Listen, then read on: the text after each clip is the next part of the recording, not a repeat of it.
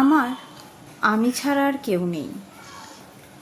অনেক চেনা মুখ ছিল পাশে, অনেক পরিচিত নাম ছিল ফোন বুকে, কিন্তু প্রয়োজনের সময় সবাই কেমন যেন ব্যস্ত হয়ে যায়। ভালো লাগা, খারাপ লাগা, আবেগ, অভিমান সব কিছুতেই একা আমি। চাইলেও কারো কাঁধে মাথা রাখা যায় না, চাইলেও কেউ এসে বলে না চিন্তা করো না, আমি আছি। এভাবে একদিন বুঝে ফেললাম এই আমি ছাড়া আসলে কেউ নেই।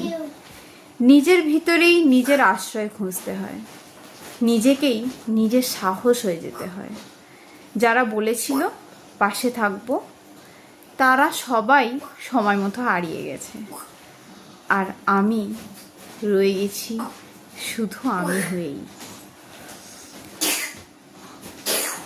লেখক মেহবুব সর্দার সবুজ, পাঠে আমি সুদীপ্তা।